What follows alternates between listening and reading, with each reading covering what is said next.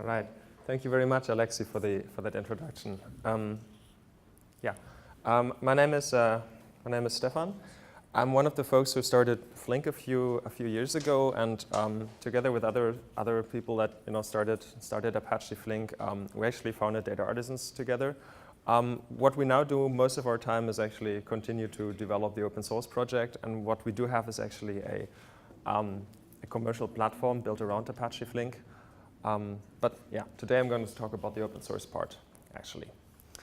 So I think Alexi kind of asked me for something in that direction, like if I can share some thoughts on what I think is the next wave of stream processing applications. So I want to structure this talk actually in two ways, in two parts. First of all, kind of review what stream processing and Flink is, especially because I think stream processing has become more than a lot of folks that I often talk to actually think that stream processing is. It's actually a much broader thing. It's not just some real-time analytics. And talk a bit about Flink's approach to stream processing, because that's also a bit different than, for example, structured streaming or Heron or so. And then actually from there see like, okay, if that is what stream processing is today, what can we expect stream processing to be next? All right. So if everything works well, I'll actually do a demo in the end. That depends a little bit if the Amazon setup actually stays up and running and so on for the time. In order to start these thoughts off, like what is streaming now and what are the next streaming applications, what can we expect there? What I found very helpful is, again, to ask actually this question: what changes faster, your data or your query? So if your use case is actually something where you have a reasonably slowly changing set of data files or so, and a very fast changing set of queries, something like you have a snapshot of your data and you're digging through it, let's say with a dashboarding tool that in the background runs a lot of SQL queries. Or you're training in a machine learning model, and in the course of training you're doing cross-validation, all of that, which translates down to running the same thing very often on different subsamples, often with different parameters, and so on. That is one class of problems. The other class of problems is where you really have continuous applications, data pipelines, which tend not to shift every few seconds or so. Standing queries. Things like machine learning, evaluating the machine learning model over the data streams, anomaly detection, all of that. So the left-hand side is really classical batch processing, and the right-hand side, which I would argue is actually a huge portion of applications. And I want to especially highlight the first part there, a continuous application, because a lot of things that we build and keep running are actually in that category. In some sense, all of that is actually stream processing to the approach that we're taking to it. So where a batch processing architecture just classically looks like a data at rest architecture, all data is usually born as a stream, right? So terabytes of data don't instantly appear. They usually come over time as sequences of log events, sensor events, and all of that. And the core idea of stream processing from 10,000 feet is really just keep the format of streams all the time, put some computation onto those streams, and go on from there. So let me quickly ask you, who here has actually heard of Flink or knows roughly what Flink is? Okay, so I'll spend at least a few minutes on giving a rough introduction into what it is, without being able to go into too much detail, but just give you a feeling of what this thing is and what it does. Okay. So the way we like to describe Flink these days, because it's actually evolved quite a bit since it was first started, is a system for stateful computations over data streams. So into the system go data streams as what you may classically think is a stream, something coming from Kafka or RabbitMQ, or I guess in Twitter's case distributed log. But as well, Flink interprets basically historic data also as streams that have been, backed up, streams that have been put to rest. But it retains the idea of viewing these as streams, actually. Flink itself runs computation. You can actually to some extent even query the internal state of computation, so you can actually process something and can ask it at any point in time, what is your internal state, what is that variable, and so on. And well, it outputs streams. It can actually output, data to rest in file systems into databases, or more and more these days, what it does, it actually really just calls into applications with the results of what has been computed over the data streams. And so it actually covers, that is really important to point out here, it covers real-time and historic data streams, and it's actually built with, I think, a pretty good architecture that actually covers many of the things you want from a modern stream processor in pretty good ways. It's fast, it scales well, it's fault tolerant with exactly once guarantees. It computes in memory as much as possible, but it could also you can also plug in storage for intermediate state that actually goes to disk, so you can actually also exceed your memory if you want. It does scale to a very large in process state. That is one of its really strong points.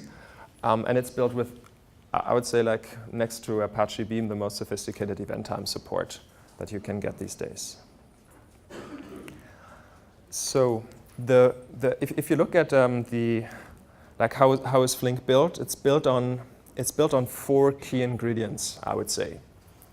So the first one is streams, then state, event time, and snapshots. And let me just quickly say 2 sentences to each of them.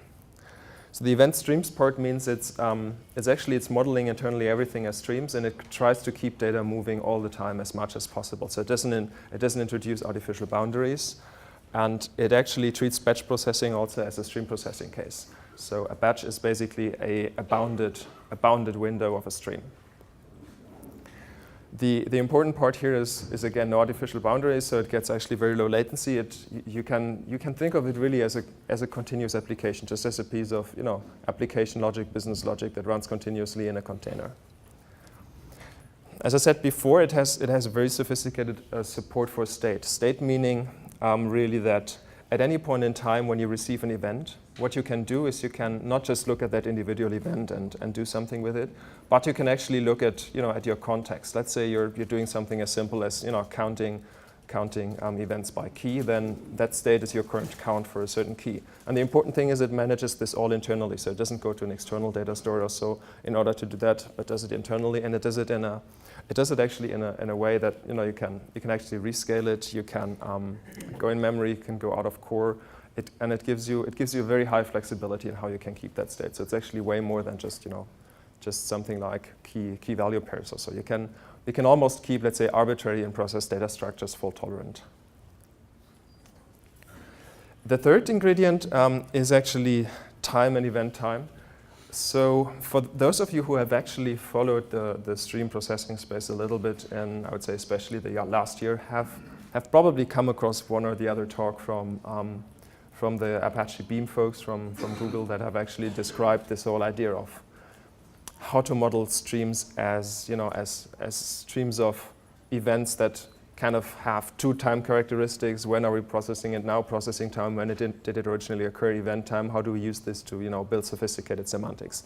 So Flink implements a very sophisticated model there as well, and actually allows you to build these streaming pipelines in such a way that they become actually consistent in the presence of out-of-order events, and they work really well on replays and so on. And the last one is one I'm going to talk about a little more now, because that's really, I think, something pretty unique to Flink, is the way it does fault tolerance by distributed snapshots. So we're going to come back to that in a bit. So how do you use Flink when you program Flink these days? There's multiple layers of abstraction that it gives you to actually develop streaming programs.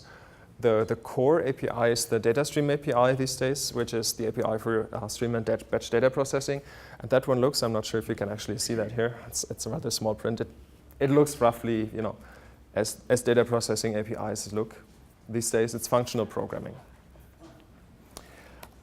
You can actually, from that level, and it has all these high-level constructs. You're working on streams with windows, with these time characteristics and everything, and state. what you can actually do is you can at any point in time say, I actually want to go a little more low level in the abstraction that I get, and just want really, really raw the concepts of events, time, and state. So that is what we call the process function. At any point in time, you can really just look at an event. You can look at arbitrary data structures, manipulate them. You can schedule callbacks for when the system has reached a certain amount of progress with respect to data event time, data completeness, or just processing time if you want to keep within certain SLAs. And that's a very, very flexible level, but a bit more verbose. On the other hand, on top of it is also another abstraction, streaming SQL and dynamic tables, which is really the use case for real-time analytics, where let's say the questions are more of a classical analytical statistical nature, and that it also supports a lot of different shapes of UDF. So you can it's actually a very expressive level. But if I have to divide kind of the user base of Flink into who uses what level, then I would say the more you're really on, let's say, streaming as you come from batch processing and maybe SQL and you just want a bit more real time there, then users kind of gravitate, I would say, to the higher levels. But there's a lot of users that come actually from the context of building, stateful applications, microservices, and so on, where you actually you often don't easily put this into a SQL statement. But what you actually need to do is you need to run like business logic complex per event, per element. Most of those users actually gravitate more to the lower levels, to the more flexible API. There's a good bunch of users that have actually implemented very, very impressive things on Flink in the last year, I would say. Here's just a selection of I would say of four ones that are, I would say, running very impressive projects. The biggest contributor to Flink and the biggest user is probably Alibaba these days, also, although it's always a bit hard to get exact numbers. If you've actually, roughly a week ago, there was this crazy shopping holiday, Singles Day in China, and I'm not sure if you've actually just followed that a bit. They have these stages where they're tracking in real time what they're selling, what the campaigns are outputting. That thing was powered by their application on top of Flink, and at the same time, the whole real-time search during that Singles Day that tries to pick up like shopping trends, adjust the search index accordingly. Basically recompute the search rankings all the time. That thing is also based on their streaming platform on top of Flink. In a similar way, actually, Uber released a few weeks ago the system that they're internally using as the streaming analytics platform. It's basically a streaming SQL abstraction that they give to their users, to their both engineers and data scientists. To write basically real-time SQL statements that then power applications like estimating the ETA for Uber Eats or something like that. They actually built this also on top of Apache Flink, and similarly, actually, Netflix current effort to build this distributed streaming platform that they basically offer as a service internally to users is based on Flink, and ING in a very similar effort for fraud detection and for basically just data-driven financial services. I would like to basically So what is actually what is the compelling thing about Flink, and what does this tell us about where are the next waves of stream processing applications coming from, and so on. And to dive into that, I would like to take a quick step back and just look a little bit at the way that distributed applications are built in general, because all of these things that we're seeing there is basically distributed data processing infrastructure. And if we look at it, maybe it's probably not even that long ago, maybe 1.5 decades or 2 decades ago, a lot of it really looked like this. It wasn't a very distributed architecture. It was a central database, and all the applications worked on a central database. And you always had to get past 2 people for every change that you made, right? Larry was always smelling dollars, and the DBA was always showing you the door when you wanted to change, add a column to the table or so. Because really, that guy had to, manage this one thing, and if it went down, then the company went down. And there have been, of course, the microservice trends and so on. That was one of the first steps where you say you tear the big central database apart into a lot of smaller databases. But the next step that is actually happening that I think is very exciting, very promising in the future is actually taking the database apart as a whole. And you've probably actually seen this. Let me give you my view on this really quick.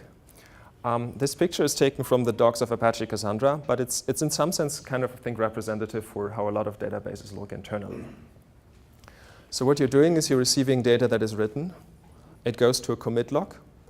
And then this data is actually used to compute some tables, some parts in memory and some parts on disk, in order to actually show you, what is the state of the computation. So let's say you want to update a certain piece of data. The first thing you do is this update command goes to the commit log, and then a mem table is updated. And at some point in time, that mem table is actually captured in an immutable state and flushed to disk. That is all happening in one system. Now, if we look at the architectures as a whole today, you can almost see that they work the same way, only they're pulling this into different components, right? So I think the first big thing was really pulling this transaction log out. And this comes under many names, right? So you can view stream processing as being one case of that. You have the transaction log, which is basically the stream or the durability of the stream. And then you have the tables that are computed over that, which is the stateful processing.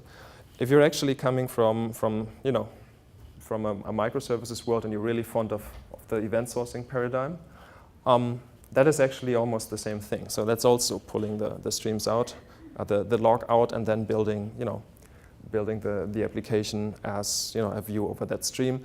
And CQRS, command query responsibility segregation, is also a way of taking this further. So all of these things kind of start to follow the same pattern. An architecture where, let's say, this is the log, the durability of individual events, and then you start to compute over these events and build up actually your views. And I would actually say that this part has been pretty successful. And there are projects like Kafka, like Bookkeeper, Distributed Log, Pravega, Pulsar, and so on. All of these have actually made an effort to make this here happen very well. The stream processors are actually looking at that point in time. And I would actually argue that while at this point here, we've actually converged to a pretty good state, what we can do these days actually with stream processing is more constrained actually on the sophistication with which we can compute over these data streams. So the limit, what you can do in this architecture is currently defined. How sophisticated can your computation get over the data stream? And as for most things, I would say, when we say like how sophisticated can you get here? Computation by itself is in some sense, I would say, not the hard part. That might, some people might shout at me for that. Yes, of course it's super hard. It's getting more complicated as well with all the machine learning and so on. We have to find better ways to make the compute itself scalable. That is right. I think from the perspective of building a live application, the things that kind of capture the complexity of making this application actually scalable, fault tolerant, and very well defined can actually be summed up in the dimensions of time and state very often. So how do you keep your distributed state in an available, in a persistent, in a consistent fashion? At the same time, how do you actually handle time? Time reflects not just time as in the wall clock, but in many ways it affects like order of elements. How do you process them? Do they come in order, out of order?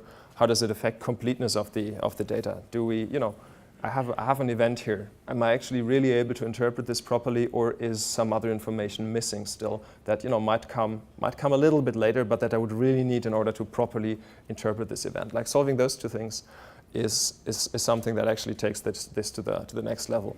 And a Flink flavored view of how to deal with this would be the following. the core, the kind of core way that Flink actually deals with state can be viewed like this. We're taking this approach. Events are persisted before they go in the computation in an event log. Be that long term or short term doesn't really matter. It really has only to be for a short term. If it's persisted for longer, great. Based on these events, you do some computation, and you can just take an event and let's say you do in this computation whatever you want. Think of it, it's just like a Java, Scala, whatever application that takes an event and does something. It's not necessarily forced to work within a certain framework, within a certain API or so. And if you want to make this fault tolerant, a conceptual model to do this is just say, you run this process, you update your arbitrary maps and lists on whatever you want to do, or some opaque internal state in some library that you embed. And once in a while, you take a snapshot of that thing and persist it. And you remember for that snapshot where you were in the event stream. This is actually more of a theoretical model. I think that has been suggested a few years ago. I heard of it first from Martin Fowler and the ThoughtWorks folks, but I think it's a very interesting model to think about persistence of stateful computation, because I think the advantage that this has over virtually everything else is it does not constrain you in anything that you do in here, right? You don't have to use a library for persistence or anything.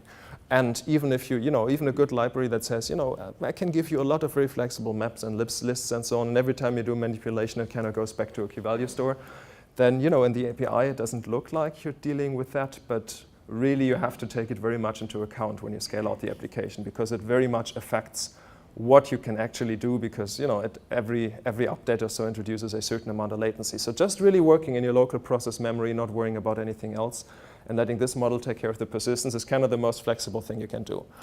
Because then on a failure, all that has to be done is the previous snapshot is restored, a bunch of events are replayed, you're up to speed, and you're again working just on your process local variables, nothing else, no problem. So that is, of course, the case if you have only one process that you want to have fault tolerant. In practice, an application is often a sequence of such processes, and you can think of it as having these many processes connected through some queues. Everyone does this kind of snapshot fault tolerance model. And then the interesting thing is, how do you actually keep those dependent processes in sync? Let's say this one here goes down, but it's already passed on some messages to that other process. And that other process has done something with it, So we're rewinding this, we're replaying some messages. Can we actually get rid of the duplicates? Are the duplicates even deterministic? Should we actually hold them back until we know that this one's never going to go down again or never going to replay these methods again and so on? This becomes actually kind of the tricky question if you want to make this a distributed thing. And that is what actually Flink basically implements, this distributed snapshot fault tolerance and process model. So if you have these, different distributed processes, events coming in and out, modifying state. Not all of the processes are stateful, but many of them are. What the system does once in a while is basically just think of it as just doing a sweep over this whole thing and storing a consistent distributed coordinated snapshot of this whole thing somewhere. And that is basically the core stateful fault tolerance model behind Flink. And it's actually a very, very powerful model, because not only can you use that to restore processes after a failure, as I said before, but that was the first reason why we built it, but we've actually opened it up to be also used as a management tool, and it's actually pretty fascinating what users built on top of that. So you can actually use these snapshots to update and roll back applications. If you want to go to a next version and you just want to carry your internal state forward again into an updated code version, you take a snapshot, replace some jar files, and load the snapshot again, and you actually carried all the internal state forward. I think Uber's platform is actually replicating these snapshots in the background for disaster recovery. So if a data center goes down, you actually recover in the other data center, and you only need to do this on a snapshot level. You don't need to replicate every intermediate change.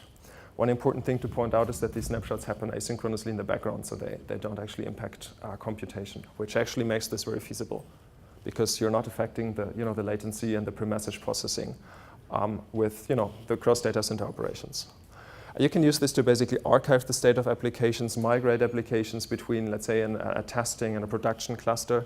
One of my favorite use cases is actually some user implemented, if you wish, an arbitrage model on Amazon Spot instances or so, right? So they're running their code on Spot instances, and then they're monitoring other availability zones. And if the Spot instances become cheaper in the other availability zones, they just take a snapshot and restore this in a different availability zone. And it looks like, yeah, it looks like it has like a small few seconds of interruption or so, but it really, you know, from the consistency level, you don't see a difference. It really resumes exactly where it left off in another region.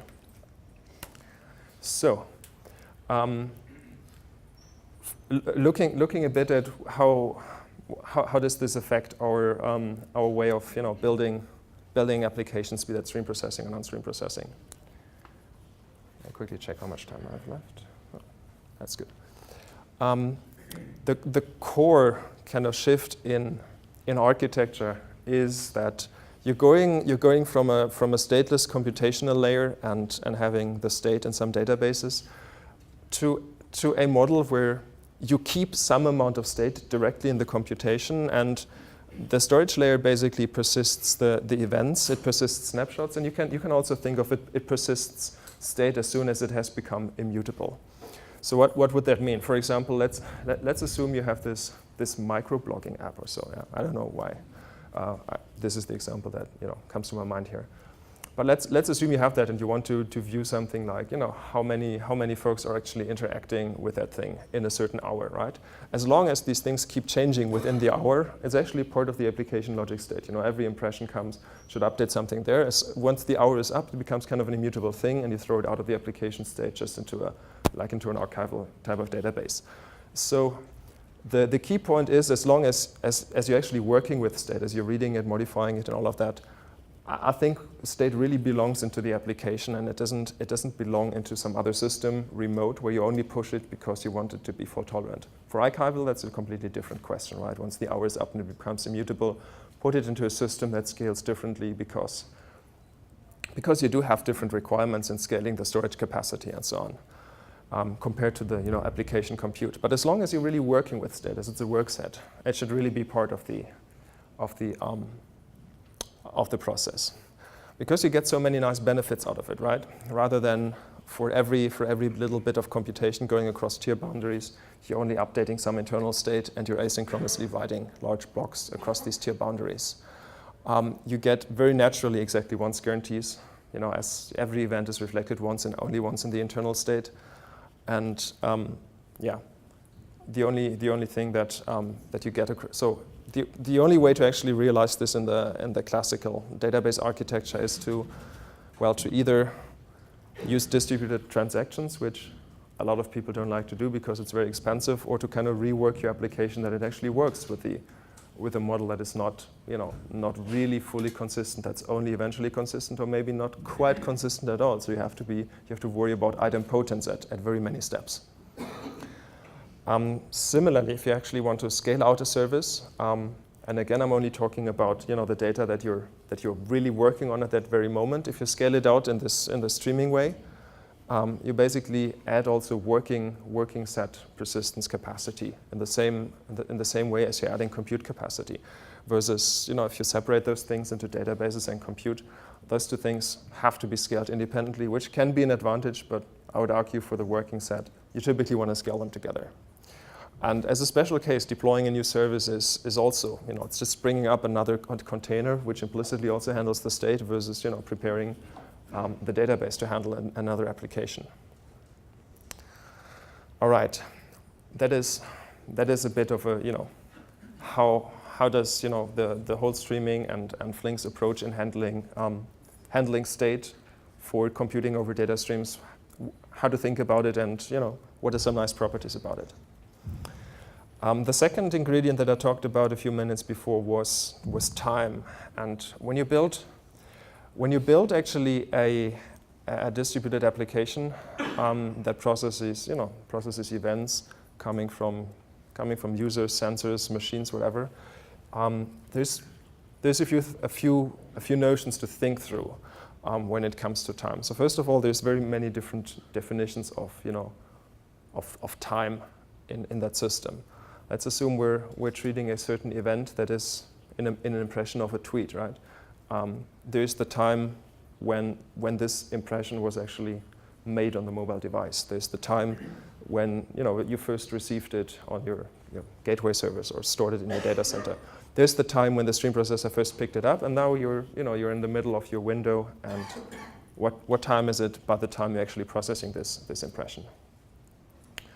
All of them have a very good reason to be taken into account. Most important, I think, are the two ends of the spectrum: the event time, when was this really created, and the processing time. And doing this in a consistent fashion, I think, is something that is still not quite trivial. And I think, again, like the streaming architecture and Flink have a few very nice answers to that. So if you're within a piece of application logic and you're getting an event, what you can actually do in Flink is you can always ask the system for these two different clocks. You can always ask it, what time is it now? Which is basically just the wall clock time. And you can ask it, what time is it in event time? Like, what time is it in my data? And what does it mean, what time is it in my data? It means actually the following. Think about it like that. You have a distributed flow of events. And these events come in here with different timestamps. And when it enters the streaming data flow, what Flink will do, and it needs a bit of configuration that you describe a few characteristics of your data here. But then it will generate these so-called watermarks for you, which basically give you a notion of progress indication in event time. So a watermark basically says, let's look at one here. A watermark of 33 flowing through the system actually says, we've seen all events with a timestamp up to 33. So you can actually now advance your data clock, your event time clock to 33, and assume that nothing before 33 is coming anymore. Now that is always only a heuristic, because you can never avoid somebody completely violating this in an abnormal situation. So there's actually hooks to handle, okay, what actually happens if some data now comes really late? It actually came after that watermark. How do I handle that? But it gives you a very I would say a very good way to handle to implement the default handling. You can rely on these watermarks to say, okay, on my main piece of logic, I'm assuming completeness and progress based on these watermark progress indicators, and if something comes late, I have to handle it. Many setups actually can model this in a way that the data doesn't even come late, depending on how well behaved it is. It's harder with mobile apps, admittedly. And these watermarks are also, they can be extremely fine-grained. So we do have users running a fraud detection system with that has SLAs of 100 milliseconds and still wants to work in event time because it receives events from different systems and can make a final decision only once it knows that it's actually seen all the different inputs. So it actually schedules these decisions on the watermarks on event time, but with SLAs of under 100 milliseconds. So these can actually come extremely fast, extremely frequent, and compensate for all this out of orderness in that area. And that actually makes the application logic really nice, because you're not actually saying, okay, I have an event here, I have another event, let me wait for a grace period, I might see something else, but then if it doesn't come, I have to make the decision, and so on. It's actually very easy. The only thing that you say is, I have this event here indicating a transaction, and I'm handling it. I'm basically scheduling the event time clock to call me back when that timestamp of that event has been reached, because then I know I have complete information for that. And then you handle it. It's a very simple piece of application logic. Basically, all the out-of-order handling comes almost for free. The only magic is in how do you actually determine the event time progress in the individual sources. But that is often actually not that hard. So now that we've talked a little bit about the flavor of stateful stream processing here in Flink, what is the next wave of streaming applications? I would like to go back to the first slide that I showed here, right, and say, in some sense, data streaming is everything everything where the data changes faster than the application logic. And in some sense, that's almost everything, no? I mean, everything that is not data exploration and machine learning model training and so on. For almost everything else, where where you're building, you're building a microservice or so. You have a long-lived piece of application logic, and then the data underneath changes it. You're building data pipelines. They might be running, once per day, but really the data changes once per day, and the application logic probably, I don't know, depending on how fast you iterate, maybe once per week, per month or so. So also that category. And that is a trend that we're actually very clearly seeing, that all of these things are starting to pick up actually stream processing as a way to implement things. So the first thing that really happened a lot this year is, I would say, the following. If you think of stream processing maybe a bit further back to times when it might not have been super accurate, super performant, and so on, a lot of things were basically implemented that way. Sources coming, event streams, sources producing events, event streams being captured, the stream processor analyzing them, putting the result in a database, and then you had an application with application logic, and whenever that one was invoked, it would actually look into the database and look at things that, what was the current state of some metrics or so that were computed in a streaming fashion. We're seeing really a lot right now is more and more users putting the actual business logic in the stream processor, meaning the streaming application computes, it keeps its internal state, and then depending on things it observes, it really directly calls an RPC, sends an actor message, and actually triggers the action, or even responds to, pushes it to a service that then via WebSocket communicates back to the app user or so. So that is one part, and just like one piece of evidence for that is actually this thing that Uber published a few weeks ago, right?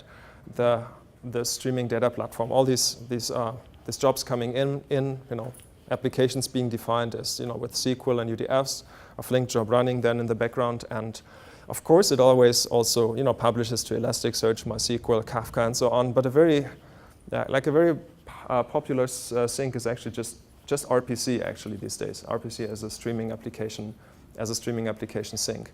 And the interesting thing is this thing is geared towards the use of SQL actually. So a very common use case is to actually have streaming applications that you define as a majority in SQL, adding a few UDFs and in the end to, for example, interpret a metric and say, is this actually an outlier now? Is that maybe a fraudulent write? Is that is that a delayed delivery or something like that? You can actually express kind of this analytical logic in SQL, and then you basically sync it directly into an RPC service, so that basically triggers the direct reactions on that. So I would say that is one thing, that analytics and application logic are actually becoming one thing. And that is to a good extent courtesy of being able to run both application logic efficiently and having at the same time the ability to run very, very sophisticated event handling logic with very flexible access to state and time. Now one could actually go a little further and say, what is the end game of that kind of trend? Could we actually say we develop an entire web application? Let's pick something that's not trivial. Let's pick a social network or so. Can we build this entire thing actually on a stream processor? If stream processing really captures all the long-running pieces or so on, is that actually possible? And the interesting thing is, yes, it is. It actually has been done. So for those of you that actually know these guys, the ones that break all the cars all the time, it was, I think, a BBC series now on Amazon. There's actually a social network for like car enthusiasts that those folks have created. It's still fairly new. I think it came out maybe earlier this year or so. And this whole thing is actually built on stream processing, like purely on stream processing, right? So in the middle, you do have actually the persistence of the events, everything that comes through the gateway, through the load balancer, through a REST gateway, is actually logged into a Kafka cluster. Then you have Flink as a stream processor, which basically computes all the views that you want to have now. Which user is in which group? What should be the content of which feed, and all of that, right? And then this is actually mirrored to, in this case, it's Elasticsearch and Redis. The important thing here is actually to realize, like this follows actually this pattern in an extreme fashion, right? Logging the events. All the ground truth of what should the views look like, the groups look like, the feeds look like is actually computed in stream processing, and then you just have different serving layers that allow you to do different types of accesses efficiently, like text search style access versus key value lookups and so on.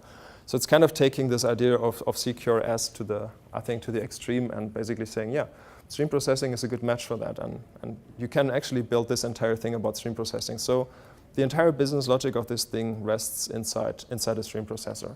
And it's actually been one thing that you might see in this figure. It looks a little weird, it's kind of mirrored. One thing that has been extremely successful for them is this idea of, because stream processing has this nice reprocessing abilities, this nice, if you build it on event time, deterministic computation abilities, you can actually just, bring up new copies of the stream processor and mess with this, in order to say, okay, I actually want to tweak a little bit how my recommendation model works or so. And whenever you're happy with this, you flip the load balancer to another stream processing application, take the previous one down, or start messing with the other one. So you kind of get all these benefits that otherwise you'd have to really write your architecture for to be able to do all this A/B testing, backfilling, and so on. You almost get this for free by building this on stream processing. So that is, I think that is some use case I think is really exciting, because it shows what you can actually do. You can do way more than speed up your dashboard to be more real time. And you don't really have to do much to get a lot of cool stuff out of it. And let me actually hope that let me actually try to do a demo.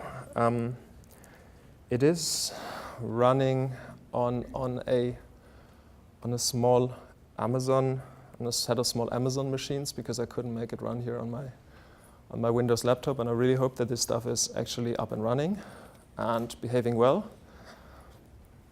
And it's looking decent. Okay, so let's see. So one thing here I want to show you is how easy it is to approach certain issues with like with stream processing and with Flink. So this application here, it's a very simple application, right? It's something that handles payment requests across different countries here in Europe, and then basically computes a visualization from that for where are these things happening. And one thing that we're actually seeing, if you look at the charts here, there's something here that looks like something's going wrong, right? So for one country, in this case particularly Germany, everything dropped at some point to 0. So we do have an issue somewhere, and we're now looking into writing this thing by itself is actually easy. It's a few lines of code, because it really is mainly an aggregation with a few rules over a stream. But let's actually look at how do we deal with a situation like this, right? How do we actually handle something where we say, like, okay, in the past something happened that we're not quite happy with, and so the first thing that we want to do is actually get this back to normal operations. So what we want to do is actually upgrade the application logic. Now, if you just replace a stateless container with application logic, that's actually simple, right? But remember that in the streaming architecture, what we said is we're actually keeping all the in-flight working set data. So we're keeping this as part of the application. So what we really want to do is when we replace the container with a new container with a new application code, we actually want to make sure all the state gets carried forward, because it's actually really in there. It's not in a remote database. So if you remember the snapshot model that I showed you earlier, this gives us actually a very nice answer. And let me quickly show you how to do this. So if we're actually, I have to make sure I'm quick here, because it often works very fast. If I just want to upgrade that application here and say, my developers were doing a good job. They managed to fix the whole thing. So I'm actually replacing this with a fixed code, and I'm upgrading this. We can actually see that this should be okay. This should actually just add another snapshot to the system, and then it should be replacing the application logic. Should be adding another job. Just redeploying it based on the new snapshot. Give it a few seconds. Okay, good. If we then look into our dashboard, that has actually fixed our latest bits of events. Yeah, so we see actually, the metrics for Germany are coming back up, but So far, maybe so good. But the really interesting thing comes actually next, I would say. So let's say we're having the new metrics being okay, but we still have a problem in our past, right? So how do we handle this? We could actually say, yeah, run some special application logic to backfill things. 1 minute? Yeah, should be enough. A really cool answer in stream processing is, again, use basically snapshots to do that. So just look at when this whole thing happened. We look at the next snapshot that happened before that. In my case, it's this one, and basically say, not sure if you can see this, but fork an application from that particular snapshot. So what this basically allows us to do in stream processing is just to say, have a demo 2, have the same application that is using the latest code, but is actually using the state as of a previous version, right? And now we're actually starting this here. And now it depends on really how fast these little Amazon nodes there are. What we should see once this is running is actually that we just duplicated this application, and we have our regular application that we just upgraded. It keeps on processing here. It actually did a consistent resume of the exact part where the application was before, and we should have another copy. And I think the snapshot was somewhere here in time, so it's working its way through here. And it should just in a second start repairing all of these things. So the thing I really want to point out here is this application is written as a 20-liner of code or so. Just event time stream processing. You get all the notion of archiving intermediate states, versioning it, and so on for free, because you can apply this nice snapshot model to stream processing, right? And all these things that we did here, we took a snapshot in order to replace the code and do a consistent resume, or we're duplicating the application in order to let it reprocess. I really hope that it should actually start doing this soon, because otherwise this demo doesn't look all that impressive. Let's give it a second. It should actually be working its way through here, because I think the snapshot was somewhere here from the past. Oh yeah, now it starts doing it, yeah. So nothing of this was actually written with anything like that particular in mind. It's just a regular stream processing application, and just by virtue of doing stream processing with a system that has this nice snapshot model, you can actually do all these things. Nothing, no special code, right? It's just all a property of stream processing and snapshots and so on. So with that, I would actually say, in some sense, we can conclude this with saying, the next wave of stream processing applications isn't actually all that, it's not that complicated to, or it's not that, it doesn't seem that crazy to think ahead and say, all sorts of applications that actually react to data and time. And this is, in some sense, all that applications react to, which means it's really the majority of all the long-running applications that we have is actually a good candidate for stream processing. So my take is the next wave of stream processing is actually going to be extremely broad. It's going to be just a way to completely change how we actually develop applications, and not just analytical applications, like all forms of data-driven applications. All right, thank you very much.